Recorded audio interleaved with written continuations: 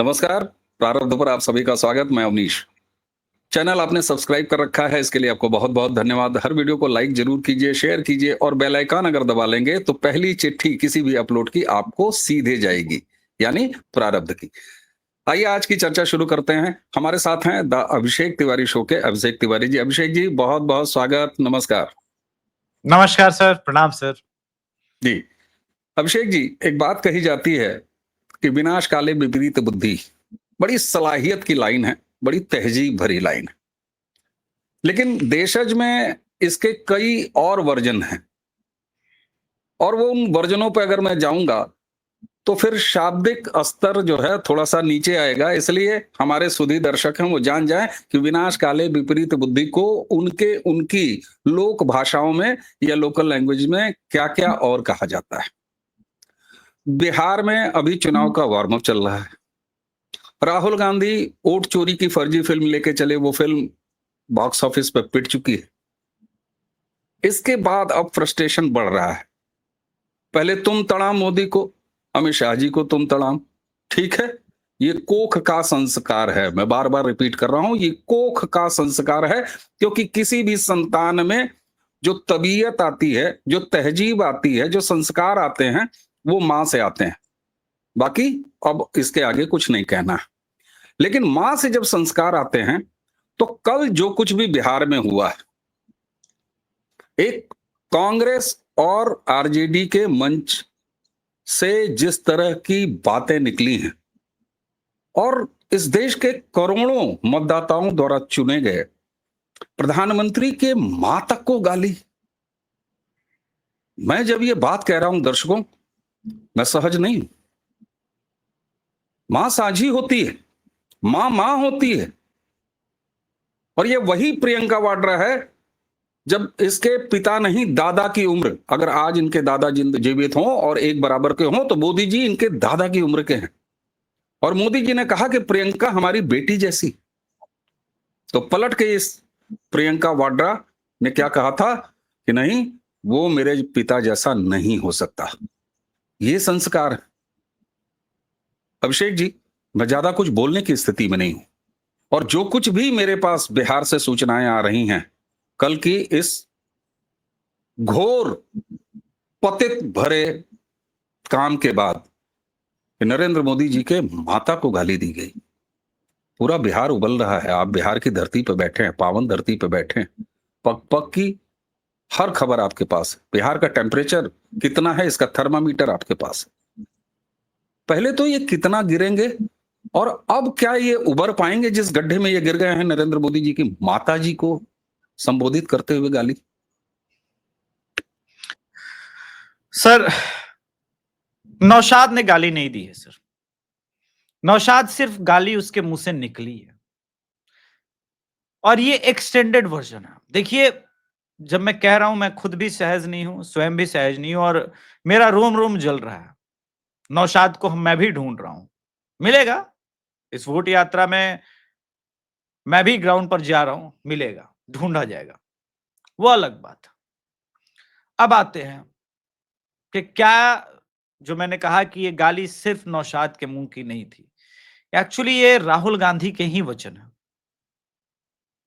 डंडे से मारा जाएगा, मैं मजाक नहीं कर रहा हूं। ये ऐसे शुरू नहीं हुआ है। उसको कॉन्फिडेंस कहां से आया नौशाद को, उसको बता रहा हूं। मोदी जहां निकलेगा लोग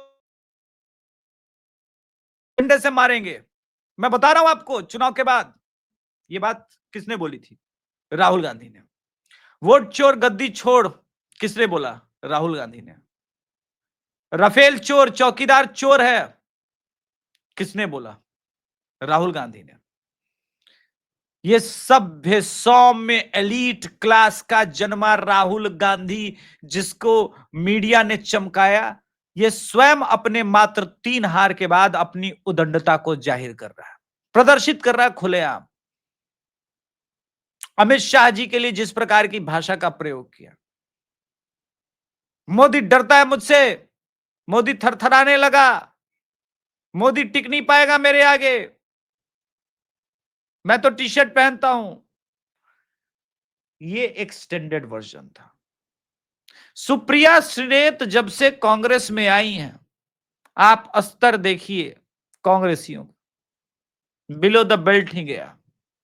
सुप्रिया श्रीनेत स्वयं इस वक्त वायरल हो रही है और उनको जिस प्रकार से आड़े हाथ अंजना ओम कश्यप ने लिया है, एक तो आरा जिला की है, मेरे गिरीश जिला की, और आरा वालों से गुंडई करेंगे तो आरा वालों के लिए एक और कहावत है, कौना बात के डर बा आरा जिला घर बा। मतलब किस बात का डर है भाई, जब आरा जिला घर है तो हमको डरा नहीं सकते आप, वो वाली भाषा जो है। और दूसरी बात, आरा के लिए एक और कहावत है कि तुम 1.5 हाथ तो हम पोरसा भर, तुम जात अगर गुंडई पर उतरोगे तो हम एकदम रंगदारी पर उतर जाएंगे, वो नहीं चलेगा। राहुल गांधी ने बिहार की धरती पर आकर के ये जो कुकर्म किए हैं ना, ये 7, आप जानते हैं गया में पिंडदान होता है, बहुत पावन धरती है बिहार की, पूरे भारतवर्ष से दुनिया भर के हिंदू आते हैं, भारतवर्ष से क्या कहा जाए, और अपने पितृपक्ष में लगेगा अभी तो देंगे। दरअसल 7 सितंबर के पहले ही कांग्रेस का पिंडदान कर दिया है, हालांकि वो ईसाई है लेकिन सोचा कि पिंडदान कर ही देते हैं। अरे जब ये क्या है कि 99 रन पर क्या हराना, सीधे शतक मारेंगे, कांग्रेस की हार का शतक करते हैं। हाँ, अपने पिंडदान के साथ ये परंपरा राहुल गांधी ने कहां से सीखी कि अपना तो किया राजद का भी पिंडदान कर दिया, बोला तुम भी तुम्हारा भी तिला नहीं दे। राजद वाले तो कल से सदमे में, उन्हें समझ में नहीं आ रहा है कि इसको डिफेंड करें, रोके, कैसे करें, क्योंकि अब स्वयं इनके जो राजद वाले हैं वो कहते हैं राजमाता राबड़ी देवी। अब राजमाता राबड़ी देवी का लक्षण ये मैं पहली बार नहीं देख रहा हूं। आपको याद होगा सर, 2024 के चुनाव में मंच पे तेजस्वी यादव खड़े थे और चिराग पासवान की माता जी को भी ऐसी ही गाली दी गई थी। इसलिए मैं कहता हूं कि ये जब वोट यात्रा करने निकलते हैं, ये कोई इनकी जब सभा होती है, रैली होती है, बिहार बंद कराते हैं, तो मैं बड़ा आनंदित हो जाता हूं, मन से आनंदित हो जाता हूं, क्योंकि मैं विशुद्ध चीजों को राजनीति में देखता हूं। मैं समझ जाता हूं कि जितनी उदंडता इनके कार्यकर्ताओं में आ चुकी है वो अब सुधारी तो जा नहीं सकती, और नए जनरेशन के लोगों को लालू का राज देखे हुए 20 वर्ष तो हो ही गए, 2 दशक तो हो गए, तो उन्हें पता नहीं था। नहीं अब सुधर गए हैं, वो नैरेटिव चलता है ना, अब सुधार हो गया, अब तो सोशल मीडिया का युग है, अब ऐसी थोड़ी ना गुंडाई होगी। तो जब ये सड़क पर जाते हैं, उदंडता करते हैं, तो नए जमाने के लड़का लड़की देख करके आते हैं तो कहते हैं नहीं, हमारे पिताजी हमारे दादाजी ठीक ही बोलते हैं। ये उदंड ही है। एक सुनील शेट्टी की फिल्म आई थी, फिल्म का नाम था धड़कन, मैंने युवावस्था में देखी थी। उसमें किरण कुमार का एक डायलॉग था सुनील शेट्टी के लिए, तू कल भी उदंड था और आज भी उदंड है। तो जो उदंडता है ना, वो इनके जेनेटिक प्रॉब्लम है। अब आते हैं मूल में कि कितना नीचे गिरेंगे। सर ये नीचे ही गिरे हुए थे, अब तो वहां से गड्ढा खोद करके दफनाने का जो इनमें रिवाज होता है ना, क्रिश्चियंस में और मुसलमानों में दफनाने का रिवाज होता है, अब तो उस पर मिट्टी डाली जा रही है कि भाई हमको मतलब ही नहीं है, हमको चुनाव जीतना नहीं है, हमको तो दुनिया को यह दिखाना है कि भाई सोरस पैसे लिए हैं, जम के लड़ रहा हूं, हार जाऊं कोई मतलब नहीं है, लेकिन यह मत कहना, पैसे मत मांग लेना वापस कि मेरे पैसे भी बर्बाद किए तुमने। हम लड़ रहे हैं और लड़ ऐसे रहे, लेकिन इस बीच आप लोग एक पॉइंट मिस कर रहे हैं सर, सभी लोग, मैं बार बार कह रहा हूं, वोट यात्रा हो गई, वेरी गुड, लेकिन एक चीज और हुआ है बिहार में, बिहार रेड अलर्ट पर है सर। क्या 26/11 में जैसे हुआ है, अब तो मैं कहता हूं, कहना पड़ेगा, वो घटना दोहराई जा रही है। क्या वो घटनाएं दोहराई जा रही हैं सर? ये बात मैं इसलिए कह रहा हूं क्योंकि बिहार रेड अलर्ट पर है, और ये स्केच आपके साथ भी, आपके दर्शकों के लिए भी साझा कर दे रहे हैं। हुसनैन अली रावलपिंडी पाकिस्तान, आदिल हुसैन उमरकोट पाकिस्तान और मोहम्मद उस्मान बहावलपुर पाकिस्तान।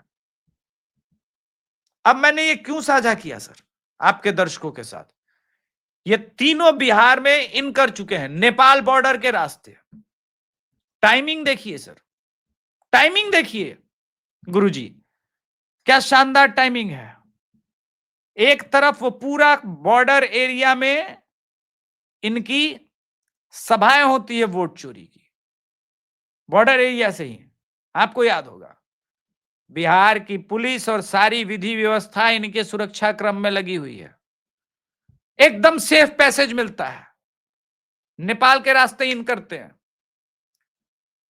इनको बिहार में इस वक्त कौन छुपाया होगा सर, हिंदू या मुसलमान? मैं आपसे जानना चाहता हूं सीधा, सिर्फ इसमें कोई ऑप्शन नहीं है। बड़ा खुला सवाल है, इसका जवाब एकदम पर्चा आउट है भाई साहब, इसमें कौन सा कहना है? मुसलमान, पर्चा इसके अलावा आउट है। और कौन छुपाए?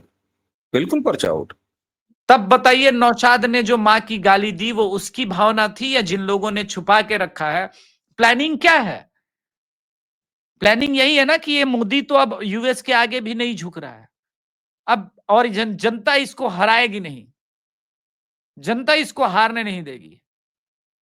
हाँ, हो सकता है उस रैली में, उस सभा में मोदी जी के ऊपर जो ये पूरा शुरू किया जा रहा है घुस करके प्रयास हो, या एक और भयंकर प्लानिंग हो सकती है कि इसकी सभा में एकाध 26/11 जैसा कर दो, जहां मारे जाएंगे 1000-2000 हिंदू।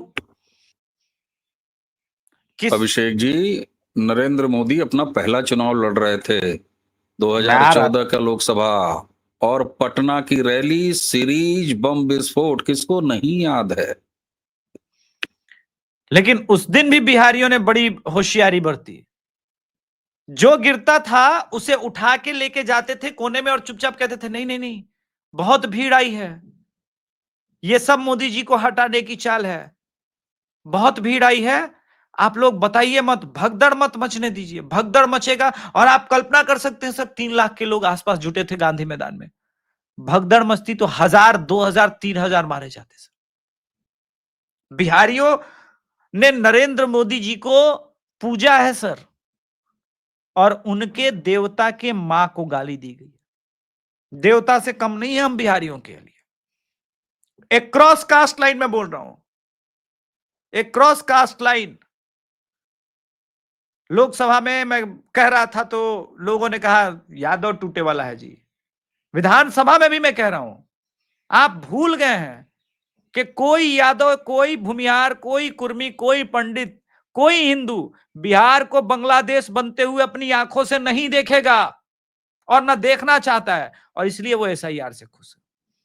तमाम घटनाएं हो गई, लेकिन जब देखा कि कोई हिंदू सड़क पर नहीं निकल रहा है तो ये नौशाद के द्वारा गाली दिलवाया गया, क्योंकि जिस अप्रिय घटना के लिए निकले थे वो तो हो ही नहीं रही है,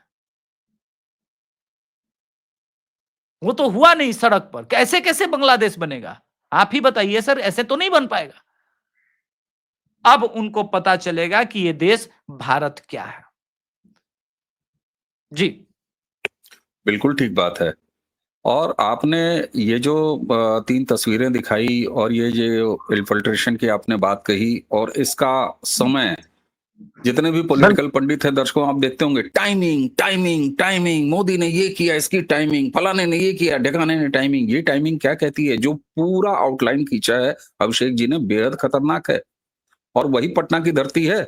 और आपने जब जिक्र किया ना, मैं वहां मौजूद तो नहीं था, मैं लाइव देख रहा था और एक बड़ी स्क्रीन पे किसी कंट्रोल रूम में बैठा हुआ देख रहा था, और जिस अनुशासन से उस रैली में मौजूद बिहार की जनमानस ने नरेंद्र मोदी को संभाला था, ये वही लोग हैं जिनके बारे में एक तस्वीर बनाई जाती है कि बड़े उद्दंड होते हैं, ट्रेनों में हंगामा कर देते हैं, फलाने जगह भीड़ कर देते हैं।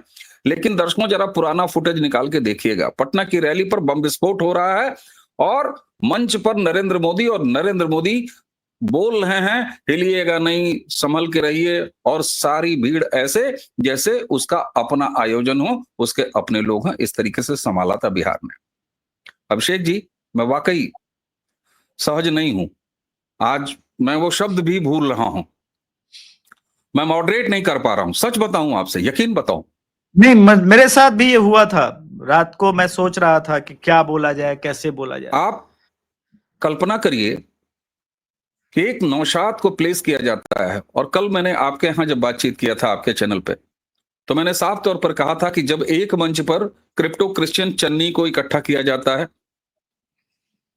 स्टालिन को इकट्ठा किया जाता है, तेजस्वी जिसकी पत्नी ईसाई है, और राहुल गांधी प्रैक्टिसिंग क्रिश्चियन, तो एक तरह से ओन किया गया, और धर्मांतरण की वो धरती बिहार में भी सजी हुई है साहब। और बिल्कुल। प्रधानमंत्री लाल किले से कहते हैं कि डेमोग्राफी बदलने का काम हम अब नहीं होने देंगे, उसके खिलाफ हम टास्क फोर्स लगा के टाइम बाउंड कार्यक्रम करेंगे। तो एक तरफ क्रिश्चियनिटी, दूसरी तरफ नौशाद जिसको रिप्रेजेंट कर रहा है। बांग्लादेश बन नहीं सका, न बन सकता है। वोट चोरी, टाटा फेस। तो आखिर बिहार में चुनाव से पहले ये चाहते क्या हैं, और क्या बिहार ऐसा होने देगा? उसके बाद जरा आएंगे कि ये माता जी के प्रति गाली के बाद बिहार का सेंटिमेंट क्या है। आपने बहुत अच्छा प्रश्न पूछ लिया कि ये चाहते क्या हैं। लाल बहादुर शास्त्री जी को ये क्यों रास्ते से हटाना चाहते थे? क्योंकि वो जो लाल गेहूं थी उसका भी बहिष्कार कर दिया। बोला कोई बात नहीं, उपवास रह लेंगे। लेकिन वो 1965 का भारत यूएस के आगे नहीं झुका। आप यूएस के आगे नहीं झुकेंगे जिसके आगे जापान झुक गया? आप नहीं झुकेंगे तो फिर ये चीजें होंगी। इसलिए इस वक्त जिन शक्तियों से हम लड़ रहे हैं वो दो शक्ति से लड़ रहे हैं। एक क्लियर कट मिशनरीज, जिनके इशारों पे चीजें होंगी, बहुत फैलाई जाएंगी, झूठ फैलाया जाएगा। अभी हम और आप जब बात कर रहे हैं कि वोट चोरी टाइम फिश हो गया, उसके एक लगभग 18 घंटे पहले ध्रुव राठी ने जर्मनी से वोट चोरी को लेकर के वीडियो पब्लिश कर दिया है। कंप्लीट झूठ है सारा, एक एक फैक्ट ऑलरेडी हम लोग अपने अलग अलग शोज में डिस्कस कर चुके हैं। अब दर्शक इनमें से कई लोग कहेंगे कि अभिषेक जी ये तो रिपीटेड हो जाएगा। क्या करें, अगर उनका झूठ बार बार आएगा तो आपको सच भी लोगों को बार बार बताना पड़ेगा। ये मेरी व्यवस्था है। अब बात करते हैं कि ये टाइमिंग को लेकर के, चुनाव ही वो टाइमिंग है जहां पर नरेंद्र मोदी जी पर सबसे सहज ढंग से वो प्लान किया जा सकता है। और कोई और तो सर, आपने देखा पंजाब से वो लौट आए तो मोदी जी ने कहा कि अपने मुख्यमंत्री को बता देना कि मैं सही सलामत लौट के आ गया हूं। मात्र पाकिस्तान की आर्टिलरी 18 किलोमीटर की दूरी थी और सीधे रेंज में थे, लेकिन लौट के आ गया। उन्हें समझ में आ गया कि मोदी जी की जो सुरक्षा है, जो स्थिति है, नॉर्मल समय में संभव नहीं है। तो नरेंद्र मोदी जी की एक बहुत बुरी आदत है सर, वो अचानक बच्चों से हाथ मिलाने के लिए पहुंच जाते हैं। मैंने बहुत पहले ये नोटिस की है, मैंने कई बार मेल भेजा। अचानक माता बहन लोग जब ये खड़ी रहती है साइड में, उनसे मिलने पहुंच जाते हैं, और मैं डरता हूं उस दिन से। ऑलरेडी एक प्रधानमंत्री इसी प्रकार जा चुके हैं, और कुछ लोग तो कहते हैं कि उस प्लानिंग में वर्तमान के कुछ राजनीतिज्ञ जो इस वक्त शिखर पर हैं, नाम नहीं लूंगा, वो शामिल थी या थे, क्योंकि प्लान ही इसलिए किया गया था। तो पुराना प्लान दोहराया जा रहा है, और कोई और कुछ नजर नहीं आ रहा है। क्योंकि जो आपने कल के एपिसोड में कह दिया था ना कि डेमोग्राफी चेंज, सर 1998 में मुझे याद है अखबार के चौथे या पांचवें पन्ने पर 3 लाइन छोटा सा पैरा में एक खबर छपा, असीमानंद ने सैकड़ों ईसाई मिशनरियों को भगाया छत्तीसगढ़ के अंदर। 97 है या 98, क्योंकि अब वो उस वक्त आज अखबार आता था बिहार में, वो छोटा सा कॉलम था, मैंने पढ़ा, मैंने बोला कि बाप रे बाप, ये कौन साधु है भाई। हालांकि बिहार में बहुत कम चीजें थी, लेकिन वो कौन साधु है ये पता चला 2006 में समझौता ब्लास्ट में, जब उनको आरोपित किया गया, फंसाया गया। हालांकि मोदी जी के शासनकाल में आने के बाद जब फेयर ट्रायल हुआ, एक भी सबूत नहीं थे, एक भी साक्ष्य नहीं थे, वो बाइज्जत बाहर भी हो गया, कोई आरोप सिद्ध भी नहीं हुआ और उनके पास एक फैक्ट नहीं थे। लेकिन सजा किस बात की मिली थी सर? कि तुम्हारी एक साधु की ये हिम्मत की मिशनरियों को छत्तीसगढ़ के अंदर कन्वर्ट करने नहीं दे रहा आदिवासियों को। और मुझे याद है, कृपया इसको विवादित न लिया जाए, मैं पहले ही बोल रहा हूं, ये मेरा वर्जन नहीं है। आसाराम जी के आश्रम में श्रद्धेय वीएचपी के अशोक सिंघल जी थे। वो क्लिपिंग मोस्ट प्रॉब्ली आसाराम के किसी ऑडियो वीडियो में पड़ी होगी। अशोक सिंघल जी को सोनिया गांधी कहती है, मैं देखूंगी इस देश के लोगों का अपने संतों पर विश्वास कब तक टिका रहता है, मैं देखूंगी। ये मेरे वर्जन नहीं है, अशोक सिंघल जी के वर्जन है। और कांचीपुरम के मठ से दीपावली की रात्रि के दिन हमारे श्रद्धेय, हमारे आदरणीय शंकराचार्य जी को मर्डर केस में फंसाया जाता है, सीढ़ियों से घसीट के लेके जाया जाता है। किसी एक धर्मगुरु के साथ पूरे दुनिया में ऐसा हो सकता है क्या? दुनिया की कोई पुलिस कर सकती है क्या? भारत के तमाम सेकुलर और तमाम न्यूज चैनल्स और सब उस दिन ऐसे ही बिहेव कर रहे थे जैसे दोषी। उनका मीडिया ट्रायल हो रहा था, और मीडिया ट्रायल हो रहा था मेरे पास उस वक्त कोई माध्यम नहीं था।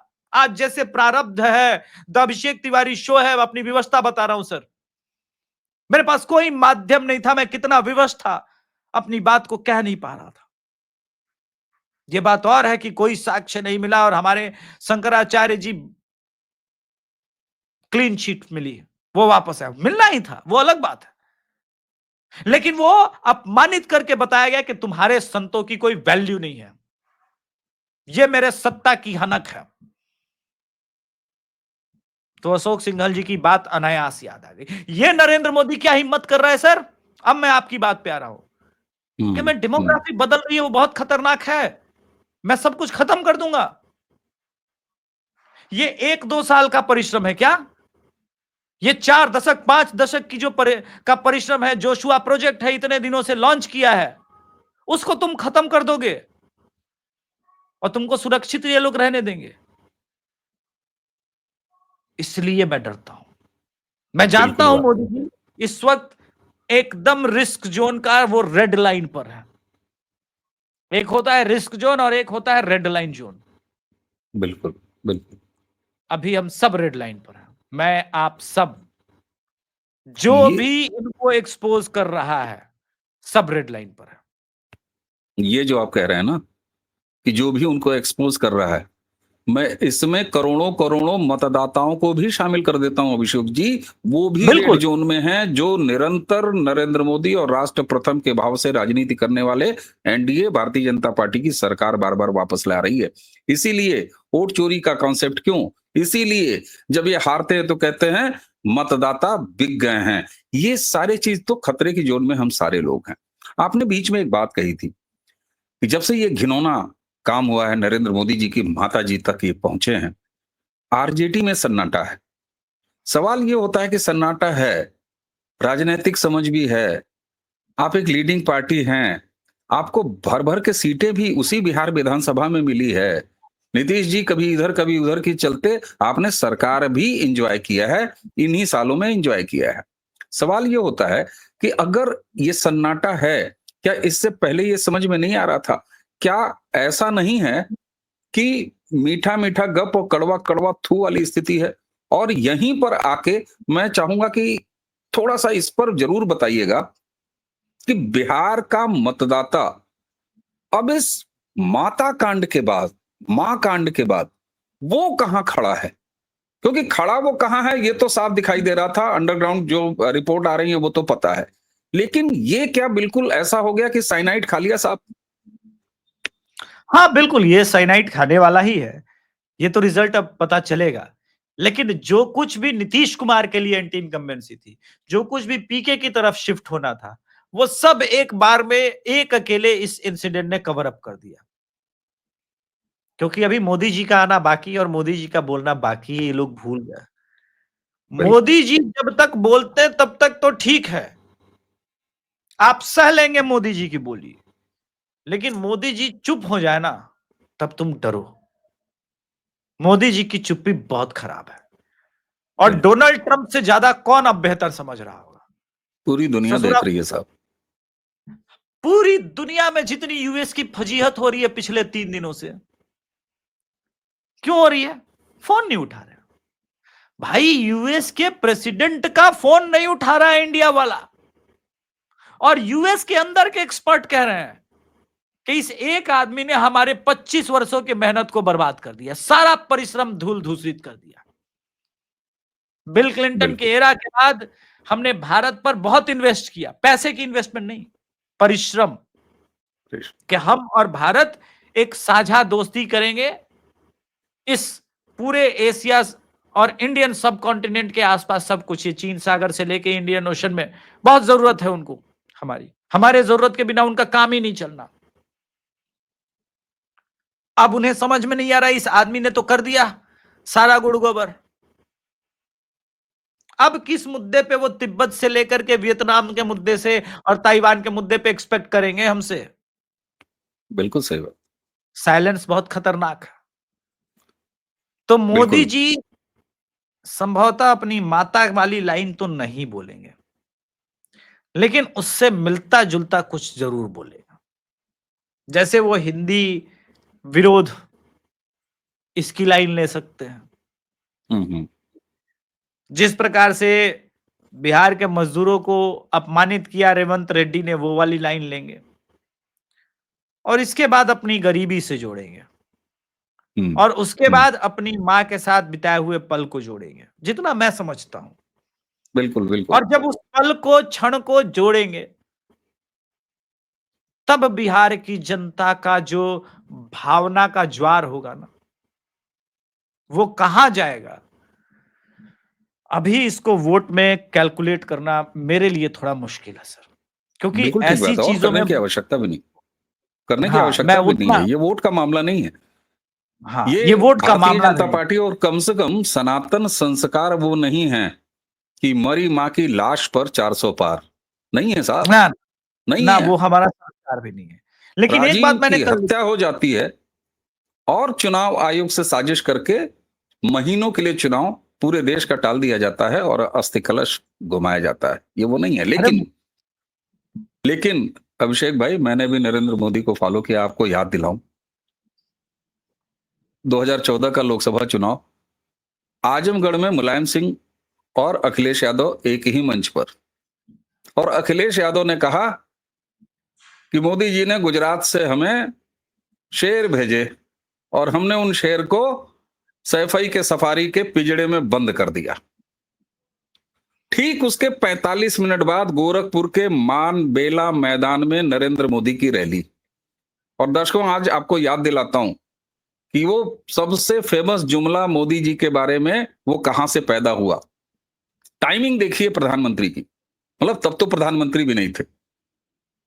और 45 मिनट बाद गोरखपुर के मानबेला रैली के मंच से नरेंद्र मोदी कहते क्या हैं? नेताजी, शेर पालने के लिए तो 56 इंच की छाती चाहिए, और वो 56 इंच की छाती आज तक नरेंद्र मोदी के साथ टैग होकर घूम रहा है।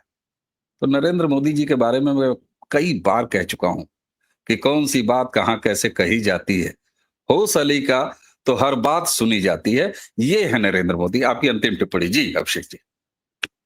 नहीं, मेरी अंतिम टिप्पणी यही है कि ये हर हिंदू के मां को गाली, अगर आप बिल्कुल हिंदू है तो।